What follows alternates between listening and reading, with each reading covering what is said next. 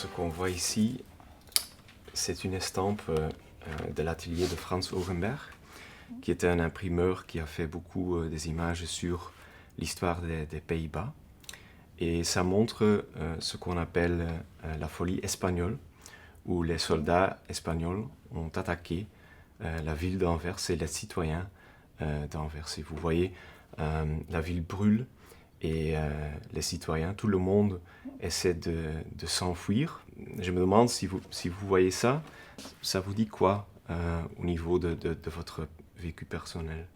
C'est vrai que c'est une très belle image, même si c'est une situation tragique. La première chose qui me fait sens, c'est la terreur des gens. Si je reviens à mon histoire personnelle, finalement, ce que je vois aussi, c'est l'incendie. Que ça me rappelle l'incendie de la maison du gouvernement, la Moneda, au Chili. Ah, voilà, en effet, c'est la mairie d'Anvers qui brûle là-bas. Ouais. Oui.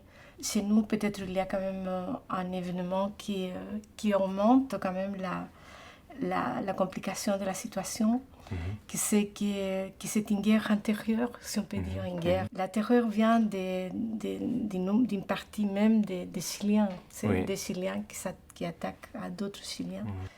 On ne pensait pas qu'il allait être un moment d'une telle brutalité au niveau de la répression. Et les gens ont commencé à sortir.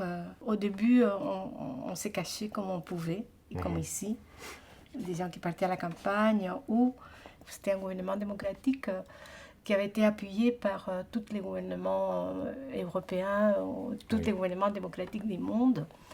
Une façon d'échapper, c'était aller dans les ambassades. Ah oui, ouais. C'est pareil qu'ici, on voit des gens qui se sont échappés, et c'était surtout vers l'Allemagne ou l'Angleterre, ou les Pays-Bas du Nord. Il y a le cas d'un médecin de Bruges qui s'appelle Nicolas Mullerius, et qui est parti de Bruges vers Leyde, à Hollande, où il a pu réaliser des choses importantes pour la sanité générale contre la peste et tout ça.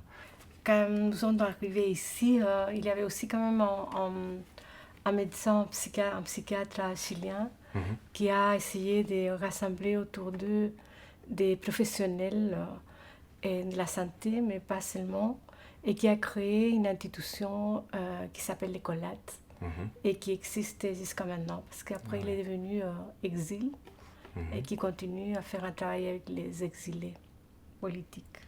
Pour moi, c'est vraiment bon d'avoir quelqu'un comme vous parler des choses comme ça, parce que je pense que si les gens regardent ça, ils pensent ok, c'est l'histoire, c'était aussi au XVIe siècle, mais des choses comme ça arrivent tous les jours, Oui, on doit dire malheureusement. Donc c'est vraiment quelque chose de criminel. Donc, voilà.